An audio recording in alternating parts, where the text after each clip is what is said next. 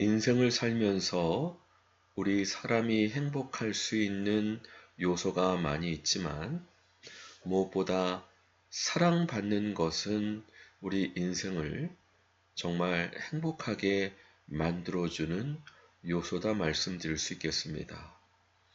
부모님의 사랑은 나이가 들수록 감동으로 다가오죠. 또 가족들, 또 친구들 사랑, 우리에게 따뜻함을 줍니다. 그러면 하나님의 사랑은 어떨까요? 하나님의 사랑을 받고 또 그 하나님의 사랑을 느낄 수 있다면 어떨까요? 오늘 본문 말씀을 통해서 우리에게 들려주시는 주님의 음성을 듣기 원합니다. 내가 아버지의 계명을 지켜 그의 사랑 안에 거하는 것 같이 너희도 내 계명을 지키면 내 사랑 안에 거하리라. 당연히 하나님은 모든 사람을 사랑하시죠. 일반적인 계시입니다. 그러나 여기서 사랑은 하나님의 특별한 은총, 특별한 호입니다. 이와 같은 하나님의 사랑 받고 싶지 않으십니까? 사람의 사랑도 우리 인간으로 하여금 행복하게 하는데 하나님의 특별한 호의, 특별한 사랑을 받는다면 어떨까요? 그런데 오늘 본문 말씀을 통해서 주님께서는 하나님의 사랑을 받는 비결이 있다 말씀했습니다. 뭐예요? 하나님을 사랑하면 됩니다. 우리를 사랑하시는 하나님께 우리도 하나님을 사랑하면 하나님의 일반적인 사랑을 넘어서 특별한 호의, 특별한 사랑으로 우리에게 더딥혀 주십니다. 그런데 우리가 어떻게 주님을 사랑할 수 있느냐? 바로 주님의 계명을 지키면 주님의 사랑 안에 거할 수 있다 가르쳐 주고 계십니다.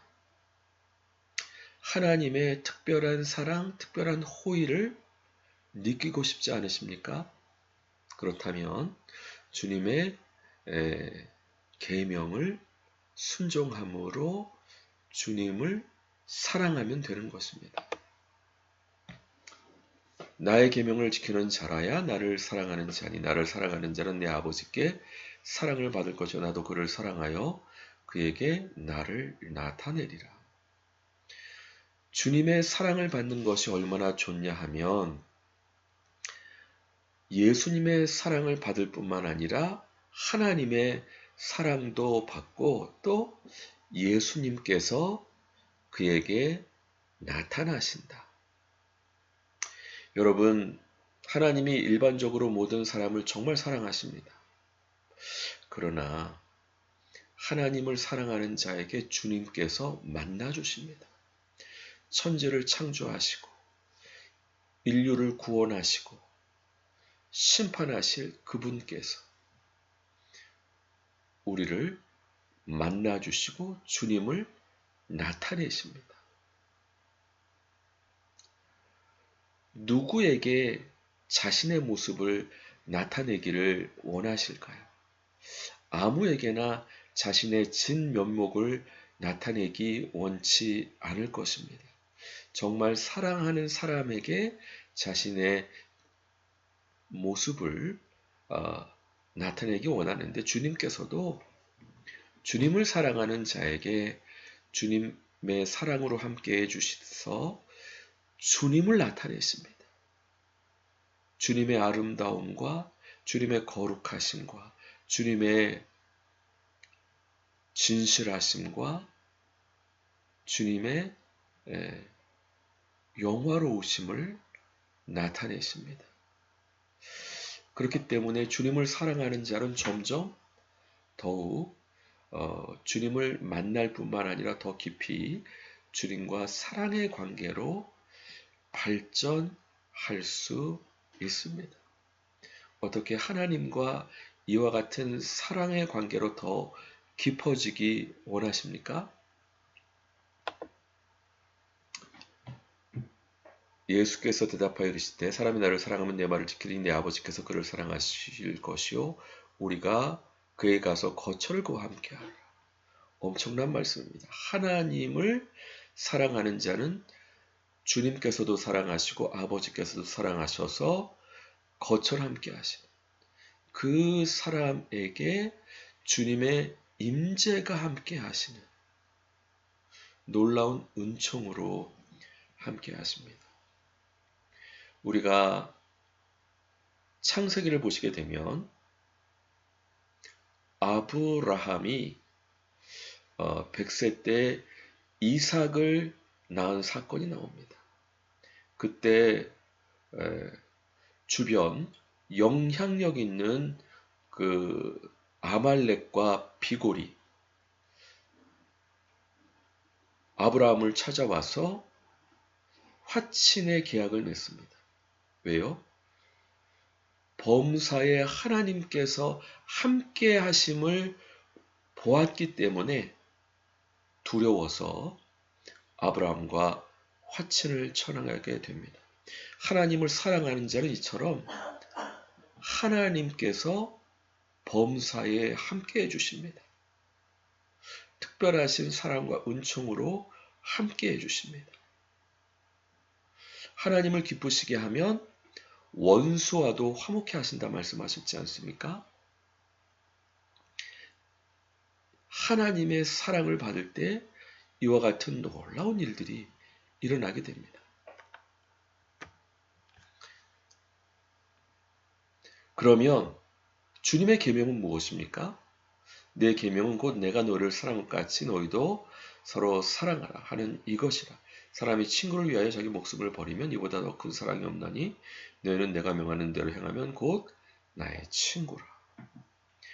주님의 특별하신 사랑과 호의를 받는 비결, 예수님의 계명을 순종하는 것인데 예수님의 계명은 내가 너를 사랑한 것 같이 너희도 서로 사랑하는데 친구를 위하여 목숨을 버리는 예수님의 사랑을 본받는 사랑으로 서로 사랑하는 겁니다. 여기는 두 가지 측면이 있습니다. 하나는 그 사랑은 희생적인 사랑입니다. 주님을 사랑하기 때문에 주님을 위해서 희생도 감수하는, 손해도 감수하는 사랑입니다. 우리가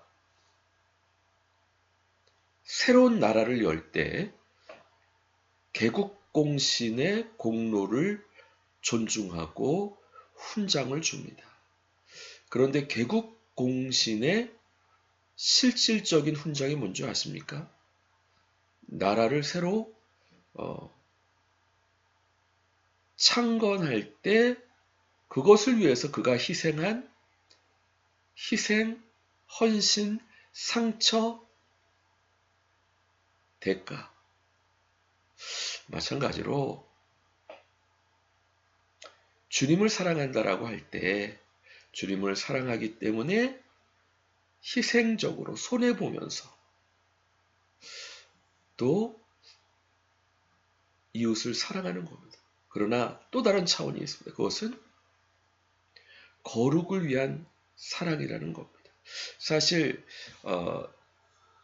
내가 너를 사랑한 것 같이 너희도 서로 사랑하라고 하는 위대한 계명은 예수님께서 세족식을 통해 그 의미가 뭔지 행동으로 보여주셨습니다. 예언적 행동인데요. 바로 형제의 발을 씻어주는 예수님의 보혈로 온 몸이 깨끗한 사람의 발을 씻어주는 죄를 정결케 하는 그와 같은 섬김이 주님께서 기뻐하시는 사랑이라는 겁니다.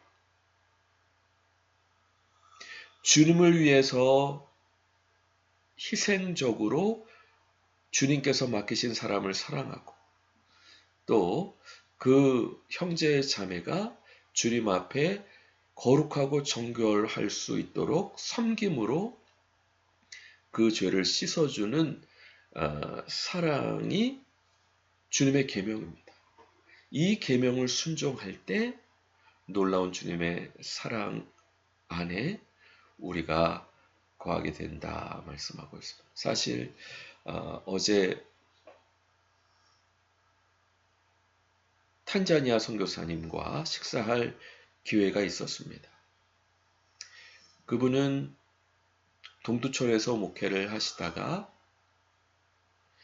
연세도 젊지 않으신데 주님의 부르심을 받고 탄자니아로 헌신하셨습니다. 혹시 마음이 약해질까봐 있던 집과 차도 다 팔아버리셨습니다. 결코 주님의 부르심에 순종하는 것이 쉽지 않았다 고백하는 것을 들었는데요. 이렇게 주님의 계명에 대가를 지불하면서 헌신하시니까 탄자니아의 놀라운 부흥의 역사로 얼마 되지 않으셨는데 벌써 100여 명의 목회자를 훈련하셔서 100여 개의 교회를 개척하시게 되는 주님의 놀라운 역사에 쓰임 받으시는 그 이야기를 들을 수 있었습니다. 이런 것처럼 주님을 사랑하기 때문에 주님을 위하여 자기를 부인하고 자기 십자가를 지는 목숨까지 버리는 헌신하는 얼마나 많은 하나님의 종들의 얘기를 우리가 알고 있지 않습니까? 그러나 그와 같은 사랑은 반드시 형제 자매의 죄를 씻어주는 또 다른 목적성이 있음을 알아야 됩니다. 예수님께서 세족식을 통해 보이신 것처럼 말이죠. 결론적으로 주님께서 정리하고 계시는데요. 너희가 나를 택한 것이 아니요 내가 너희를 택하여 세웠나니 이는 너희로 가서 열매를 맺게 하고 또 너희 열매가 항상 있게 하여 내 이름으로 아버지께 무엇을 구하든지 다 받게 하려 함이라. 주님께서 사랑하는 자들을 사랑하시고 신뢰하셔서 사명을 주십니다. 택하십니다. 세우십니다. 사실 저도 강남의 8개 일터교회를 개척하라 꿈에 말씀하셨을 때 지금까지 너무 감사하고 있습니다. 주님의 음성을 듣고 사명을 받는다는 것은 그만큼 주님의 사랑과 신뢰를 받는다는 의미 아닙니까? 또 북한 쪽으로 인도하고 계시는데 얼마나 감사합니까?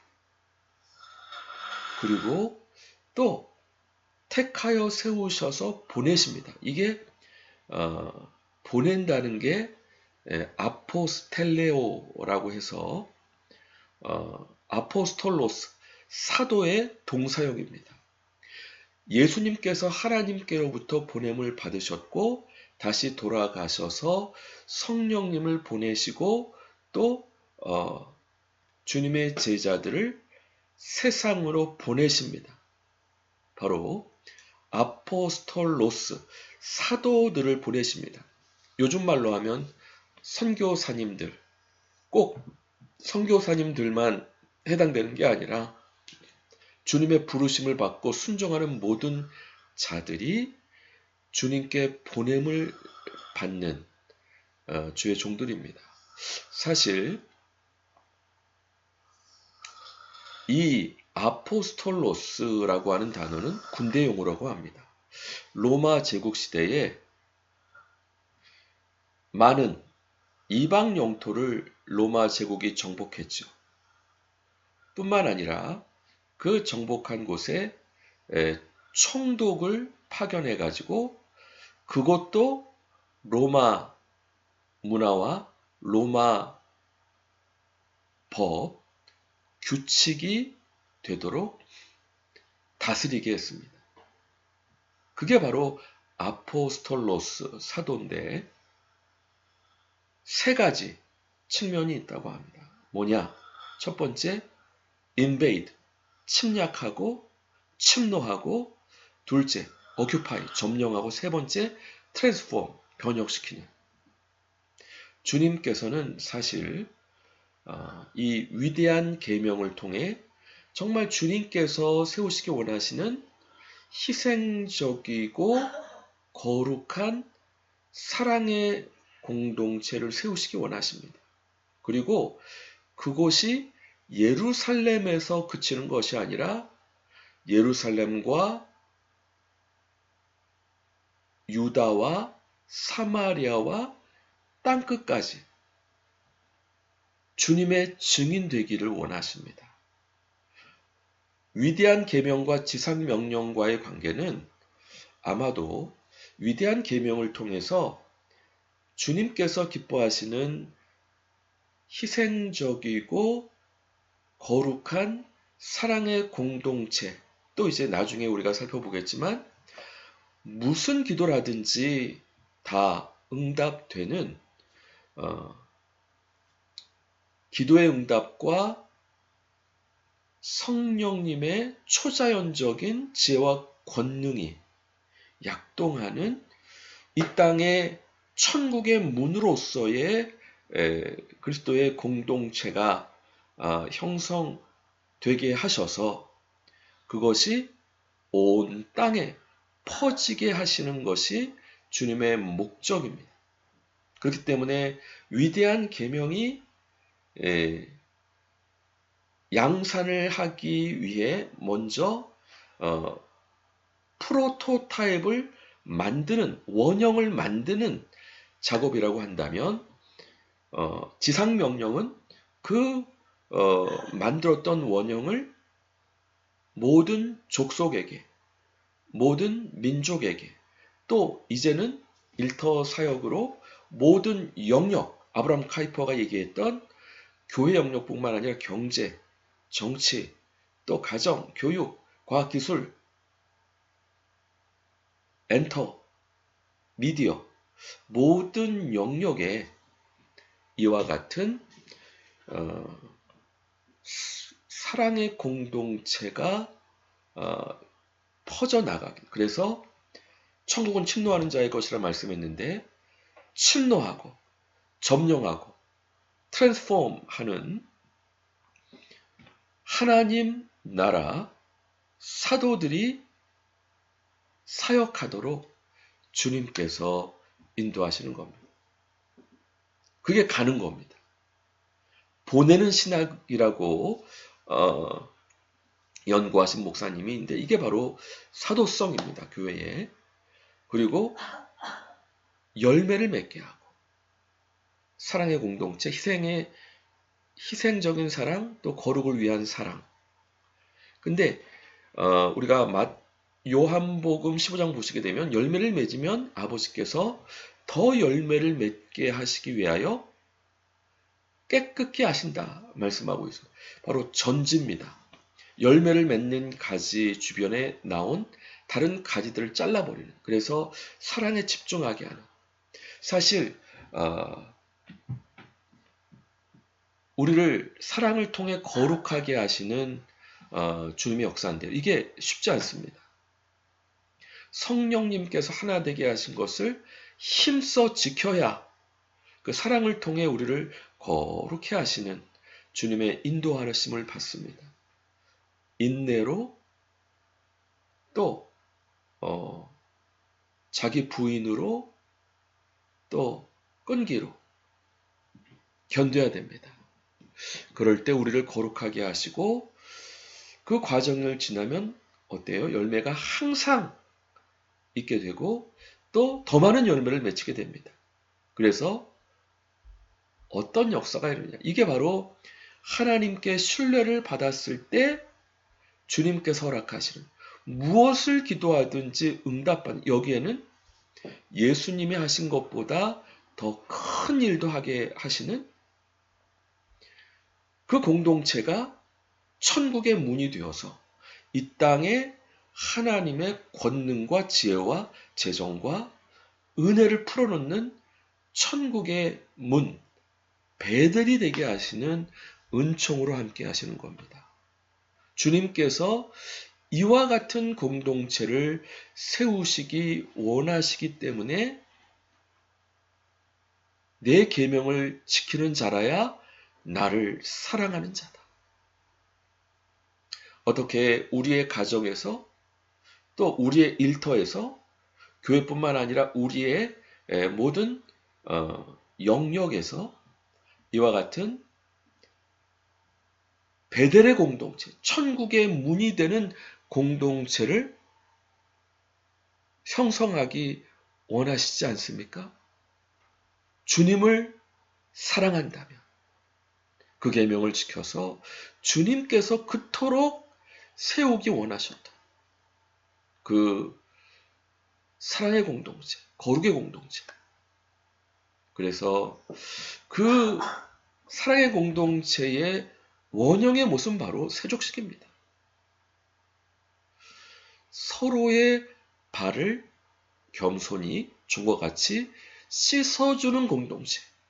그래서 제가 일터교회 비전 받고 주님께서 어떤 사명으로 일터 리더들을 훈련할까도 이제 가르쳐 주셨는데 세 가지 무기. 첫 번째 무기가 용서입니다. 용서. 바로 주님께서 세우시고 원하셨던 그 공동체의 특성이 용서의 사랑. 세족식. 그럴 때 하나님의 지혜와 권능으로 장착된 기술, 무엇을 기도하든지 응답되는, 그리고 팀, 이제 그런 것들을 에베소서 4장 11절 말씀처럼 사도, 선지자, 목사, 교사, 전도자의 오중직임을 통해 같이 섬기게 하시는 것으로 인도해 주시는 것으로 우리가 이해할 수 있겠습니다. 그렇기 때문에 새 계명을 너희에게 주노니 너희가 서로 사랑하고 내가 너를 사랑한 것 같이 너희도 서로 사랑하라. 너희가 서로 사랑하면 이로써 모든 사람이 너희가 내 제자인 줄 알리라. 전도가 되어지는 역사를 볼 수 있습니다. 어떻게 정말 주님을 사랑하십니까? 정말 주님의 사랑을 받고 싶습니까? 그렇다면 주님의 새 계명, 주님께서 우리를 사랑하신 것처럼 우리도 서로 사랑하되 목숨을 버리는 예수님의 사랑을 본받는 희생적이고 또 거룩과 정결을 위한 사랑의 실천을 할 때 주님께서 더 열매를 많이 맺게 하시기 위해서 정결하게 하시고 거룩하게 하시고 열매가 항상 있으면 열매를 많이 맺으면 무엇이든지 기도하면 응답되는 이 땅에 존재하는 천국의 문, 이 땅에 하나님의 은혜와 권능과 지혜와 재정과 솔루션을 풀어놓는 천국의 문 베델의 사명을 감당하는 공동체를 형성하게 하시고 이렇게 원형을 만들었으면 이제 그 원형이 예루살렘만 있으면 안 되고 온 유대, 사마리아 땅끝까지 주님의 보내심을 받은 아포스톨로스 사도로서 가게 하시는, 그래서 또 지역뿐만 아니라 모든 민족뿐만 아니라 영역까지, 종교 영역뿐만 아니라 일터 영역에서도, 가정 영역에서도, 경제, 엔터, 미디어 영역에서도 이와 같은 공동체를 형성하기 원하신 주님의 지상명령으로 연결될 수 있다 말씀드릴 수 있겠습니다. 사실 이렇게 예수님의 사랑을 받는 자는 바로 예수님의 친구다 말씀했습니다. 성경에서 대표적인 예수님의 친구는 사도 요한이죠.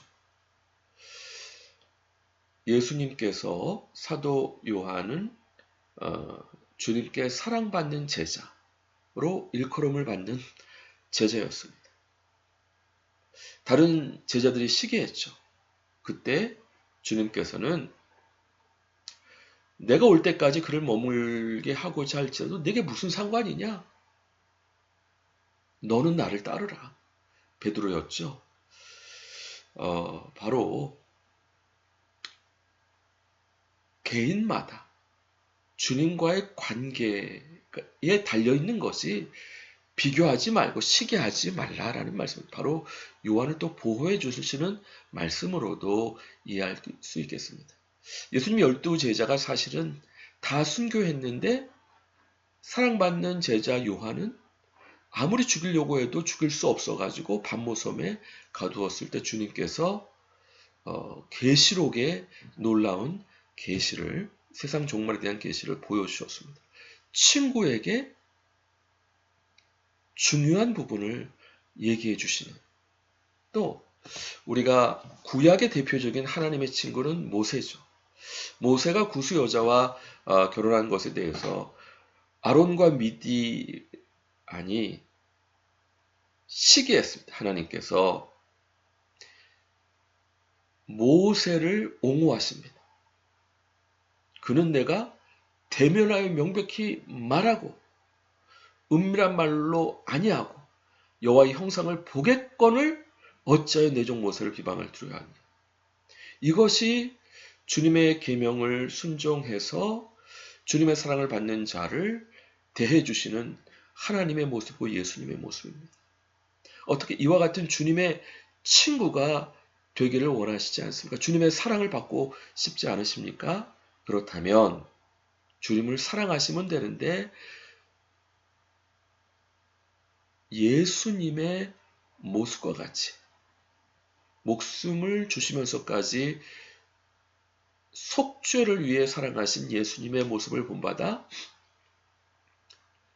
사랑하면 또 그게 세족식으로 예언적 행동을 통해 예수님께서 정리해 주셨는데 이런 사랑을 통해 주님의 사랑을 받을 때 주님께서 대량 생산을 위한 프로토타입 사회 공동체를 형성하게 하셔서 어디로 보내시든지 간에 땅끝까지 모든 민족에게 모든 영역에게 그리스도의 영광이 온 땅에 가득할 때까지 귀하게 사용해 주실 줄 믿습니다. 이런 은혜가 저와 여러분들에게 충만하시기를 주님의 이름으로 간절히 축원드립니다. 같이 기도하겠습니다.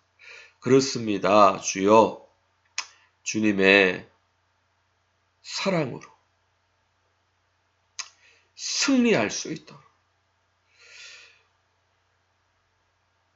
부모님의 사랑 감동적이고 가족의 사랑 따뜻한데 뿐만 아니라 하나님의 사랑 예수님의 사랑을 받도록 주님의 계명을 순종해서 주님께서 그토록 원하셨던 사랑의 공동체를 형성할 수 있는 그래서 지상명령으로 나아가기 준비될 수 있는 하나님의 귀한 백성들 다 될 수 있도록 복 주시고 함께해 주옵소서. 감사드리고 예수님의 이름으로 기도드립니다. 아멘. 수고하셨습니다. 감사합니다. 다음 주 반갑게 뵙겠습니다.